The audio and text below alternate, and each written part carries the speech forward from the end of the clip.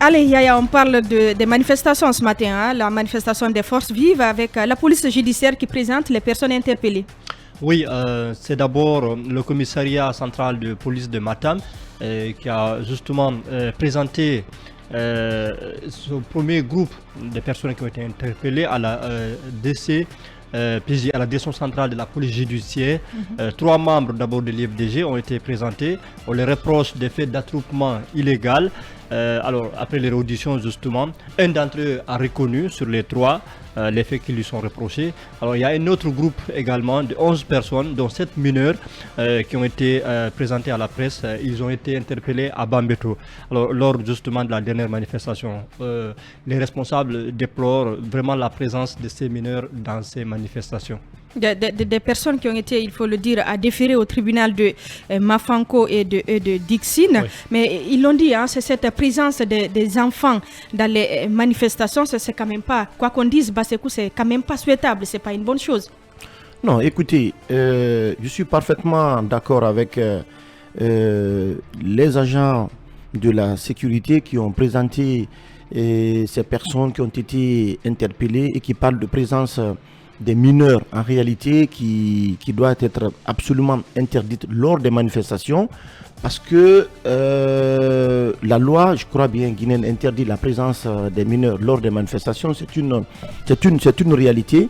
Mais ce qu'on ne comprend pas, c'est cette promptitude, cette célérité de la police guinéenne à présenter les personnes qui sont interpellées pour attroupement illégal parce que le CNRD a interdit cette manifestation, est-ce que vous comprenez? Pourtant, c'est un droit constitutionnel, c'est un droit républicain, parce qu'il faut le rappeler que manifester est un droit constitutionnel. Oui, c'est un droit, mais quand les personnes sont arrêtées, il faut bien, que la procédure suive son cours normal. Mais Arissa, tout ce que je veux vous faire savoir, on les arrête pourquoi?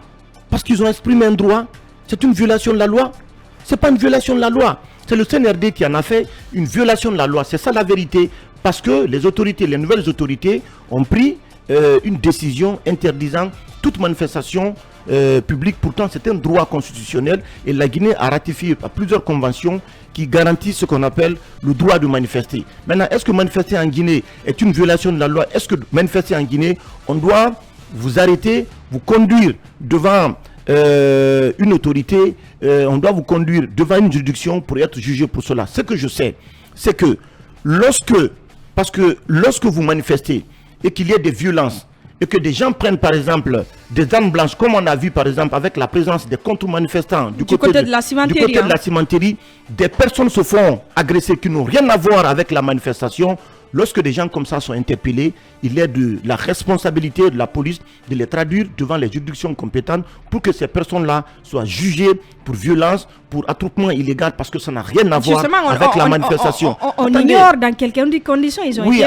Oui, attendez Arissatou, en fait ce que je déplore, nous avons eu ici, nous avons sous la conscience 7 personnes qui ont été tuées. Encore 7 personnes qui ont été tuées lors de 2 journées de manifestation qui sont tenues à Conakry. Une seule journée? Une seule journée. Dites-nous, vous avez vu une compassion du gouvernement? Il n'y a eu aucune compassion du gouvernement. Ça, c'est un. Deuxièmement, nous avons exigé, puisque ce sont les forces vives de Guinée qui ont établi ce bilan. Dites-nous, il y a eu quel message fort du gouvernement? Parce qu'on nous dit qu'il y a eu, que ce problème a été posé en conseil des ministres et que de façon laconique on a présenté les condoléances aux familles, et puis vous avez des ministres qui sont sortis pour rejeter l'anti-responsabilité de ces tueries aux forces vives. C'est le gouvernement qui a rejeté, c'est même pas un ministre. Oui, mais il y a Ousmane Gawal qui a appuyé, le porte-parole du gouvernement. Donc qui a indiqué la position du gouvernement. Ce que moi je ne comprends pas, les manifestations là se sont tenues ici. Le gouvernement a fait quoi? Tout ce qu'ils ont fait, c'est de mettre les services de sécurité dans les rues, des gens qui sont armés avec des armes létales et qui ont ouvert le feu sur les gens. Et vous voyez aujourd'hui, le bilan fait plus de 7 morts, il y a eu des dégâts importants. Moi j'ai dit et je répète, lorsque des personnes sont interpellées, avec notamment des personnes sont interpellées parce que elles ont entraîner ce qu'on appelle des perturbations dans la circulation, en brûlant des pneus, en s'en prenant à de paisibles citoyens. Ça, je pense qu'il est de la responsabilité du ministère de la Sécurité et de la Protection civile d'interpeller ces vagabonds, c'est comme ça moi j'appelle des délinquants dans la circulation qui n'ont rien à voir avec la manifestation qui est en cours. Parce que ça c'est l'agression. Ça ce sont vraiment des actes qui sont contraires à nos sociétés, qui sont contraires à nos valeurs. Mais ce qui se passe, moi j'appelle ça de la manipulation. C'est de la pure manipulation.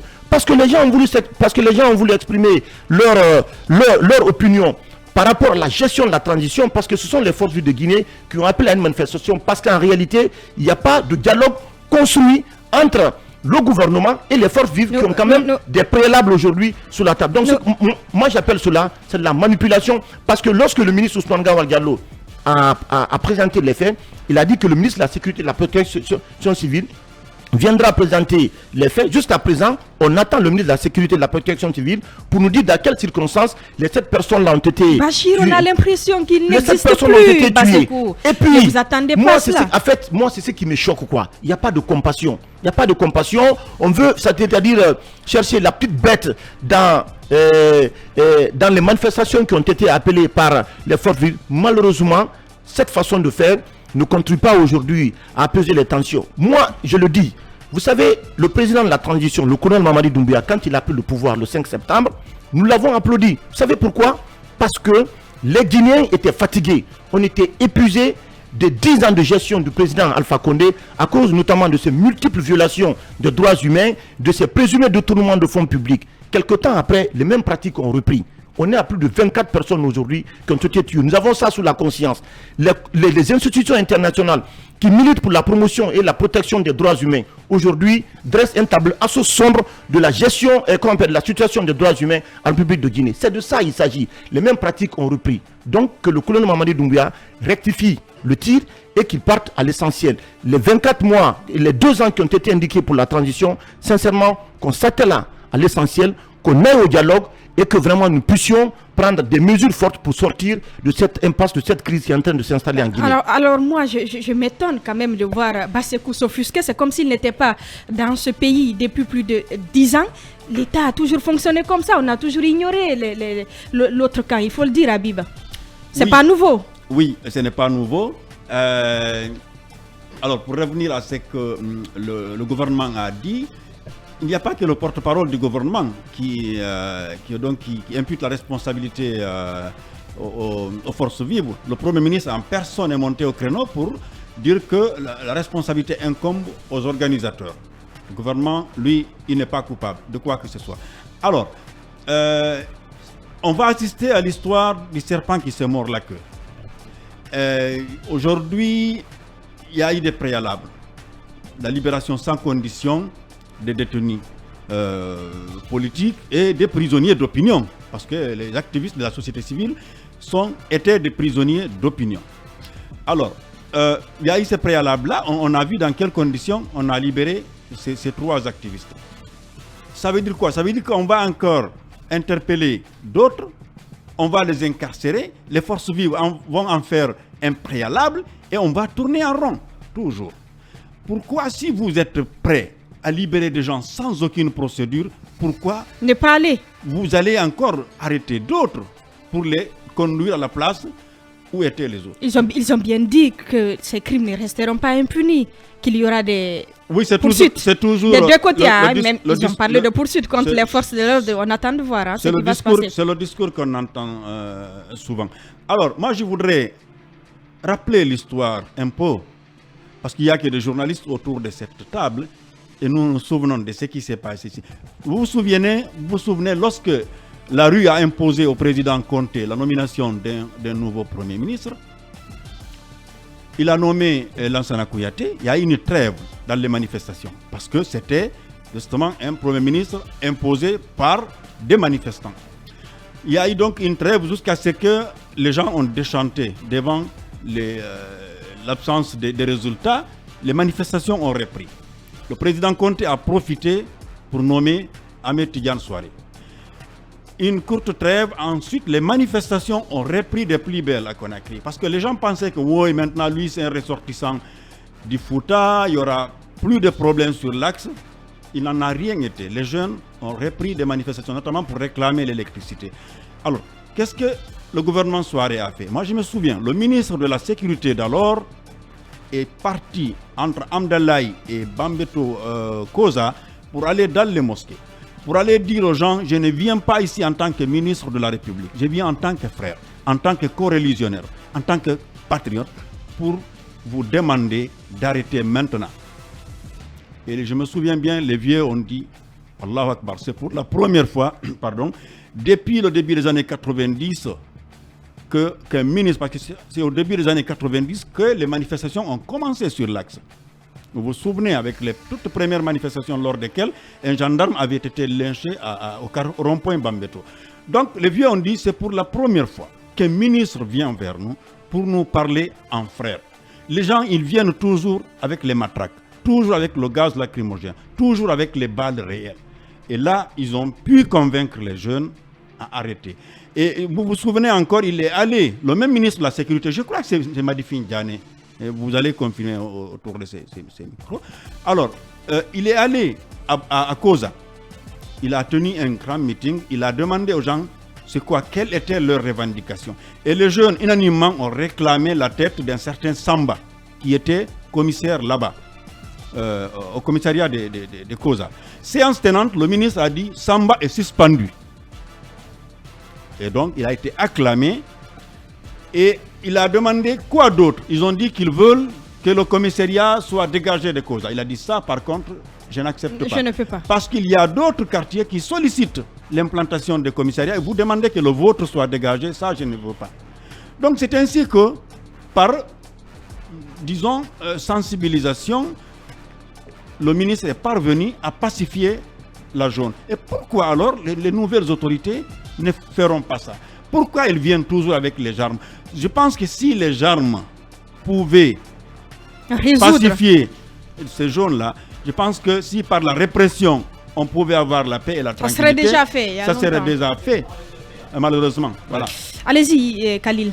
Oui, je crois déjà qu'il y a un problème qui se pose.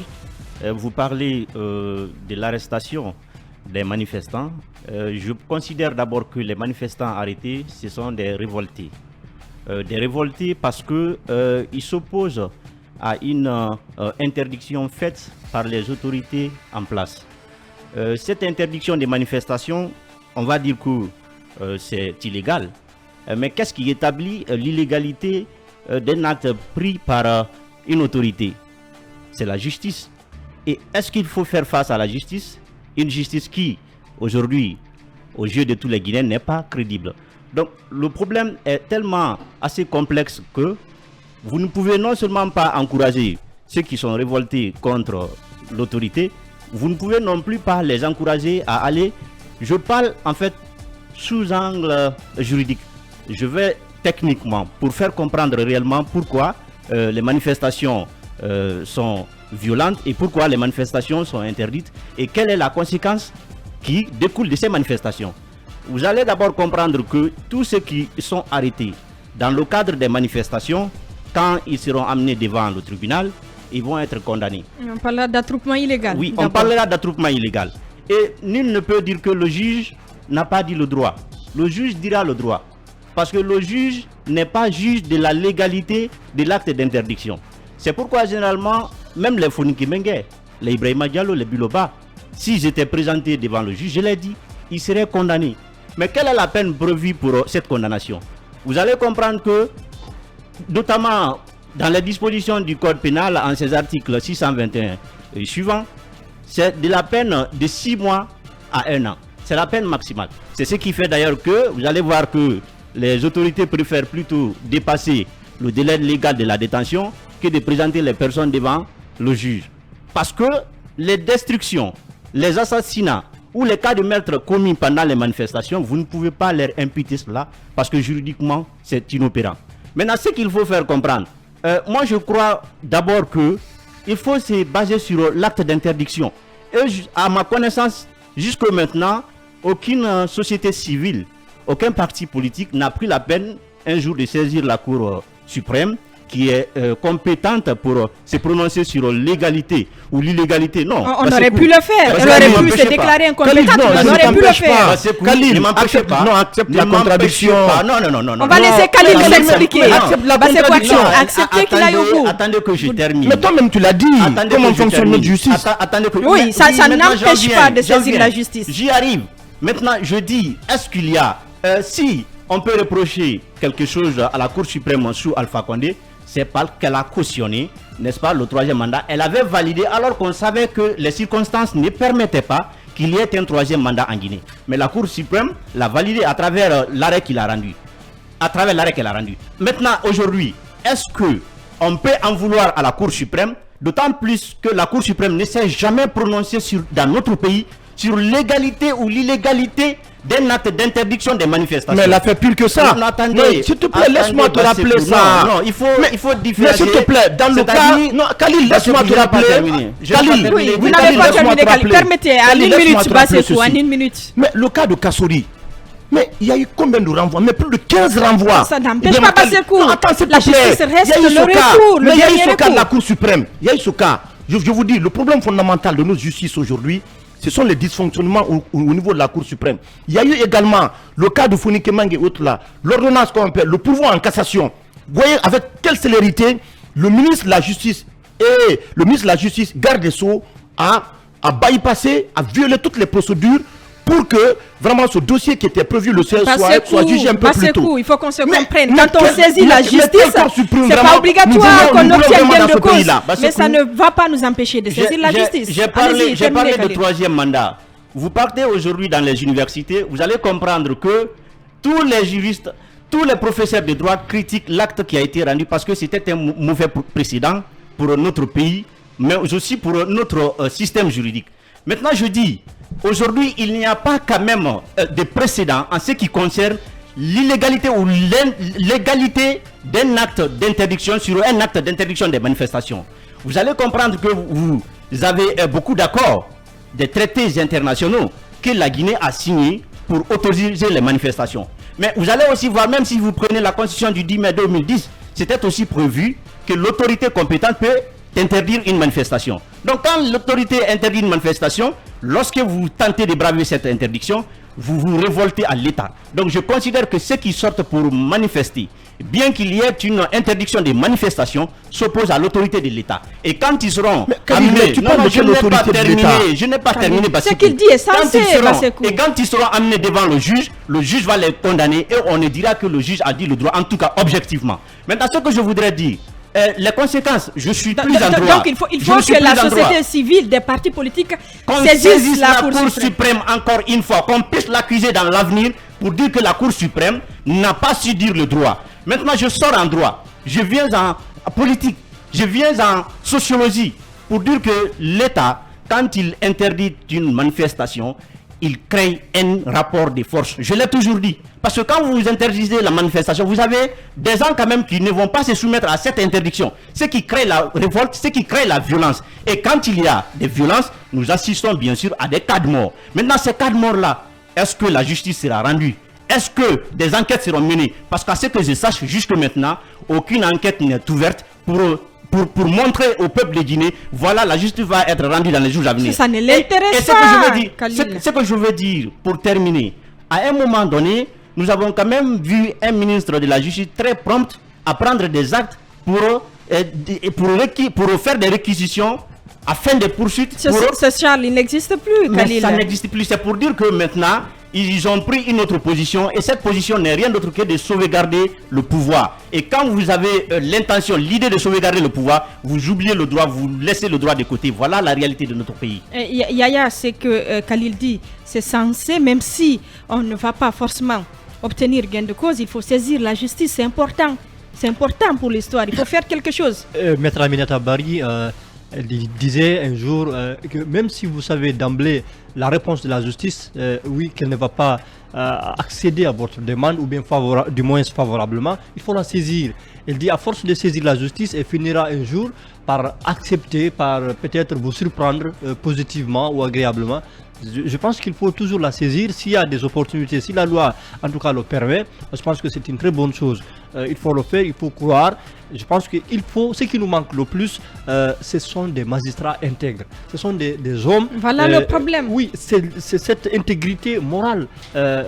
C'est l'éthique aujourd'hui, la place de l'éthique aujourd'hui qu'on doit avoir dans toutes les professions. Que ce soit dans notre métier, dans toutes les professions, il y a l'éthique et la déontologie. C'est lorsque justement votre intime conviction vous dit c'est ce que vous devez faire. Mais en Guinée, l'État a toujours instrumentalisé la justice. Mais il faut quand même qu'il y ait... En fait, moi je pense que les textes sont bien beaux. Nous avons des meilleurs textes. Ils peuvent résister. Mais ce qui nous manque, ce sont des hommes intègres, capables de dire non lorsqu'il s'agit de dire non et capables de dire oui lorsqu'il s'agit de dire oui. C'est ce qui nous manque. Il faut des hommes qui s'assument, mais on ne peut pas acheter tout le monde. Tout le monde ne peut pas avoir un prix. Dans ce pays, apparemment, tout le monde a un prix. Il faut juste mettre quelque chose pour avoir la personne et ses opinions. Ce n'est pas normal. Il faut qu'il y ait des magistrats. Je vous donne un exemple. Au Sénégal, j'ai assisté à la démission des magistrats, des éminents magistrats. Hamidou Dem, il dit, lorsqu'il a démissionné, il dit, et tout ça c'est après les procès de Khalifa Sall, de Karim Wade, il a motivé sa démission en disant une seule phrase qui m'a marqué. Il dit, je démissionne d'une magistrature qui a démissionné. Voilà. Allez-y, Aboubakar. Bon. Si seulement on pouvait avoir. C'est vrai, permettez-moi d'abord de présenter mes sincères condoléances aux familles éplorées. Élevez la voix. C'est dommage. Vous n'êtes pas un baril. C'est dommage qu'il y ait des morts parce qu'on réclame un droit. Et ces jeunes qui sont tombés, on ne peut plus le revoir. C'est ce qui est plus pathétique et compliqué parce que la vie ne se répète pas. Au-delà, la question qu'on se pose aujourd'hui est de savoir pourquoi on pense que les problèmes de la Guinée, c'est seulement dans la rue qu'on peut les résoudre. Et quelle est cette crise de confiance aujourd'hui entre les acteurs politiques? On a l'impression qu'on entend que cette voix-là. Oui, Aboubakar. Justement. Je veux juste dire qu'on ne peut pas. Ce n'est pas intelligent de penser qu'on peut produire les mêmes choses et s'attendre aux résultats différents. Ceci dit quoi? Lorsque nous amenons les enfants dans la rue, chaque fois il y a des morts. Pourquoi on ne change pas de stratégie? Depuis des dizaines d'années, c'est toujours comme ça. Moi, je pense que les acteurs politiques doivent arrêter d'instrumentaliser cette jeunesse qui végète dans l'obscurantisme politique. Parce que le jeune qui est là ne connaît pas exactement l'enjeu de ce qu'il veut, de ce qu'il attend quand il va dans la rue. Et c'est inacceptable qu'on dise dans les extraits que nous avons suivis, par exemple sur la télévision nationale, des gens qui distribuent de l'argent aux jeunes pour s'acheter. Tout ça, c'est de la manipulation. Ne nous parlez pas de la RTG ce matin. C'est de la manipulation. S'il vous plaît, vous avez parlé. C'est ce que l'RTG sait faire. S'il vous plaît. C'est ce que la télévision nationale sait faire. Ça peut ne pas. Il y a eu 2 journées de manifestations ici. Tu me permets de terminer. Il y a eu 2 journées de manifestations ici. Tu me permets de terminer. L'RTG n'a même pas pipé moi. Non.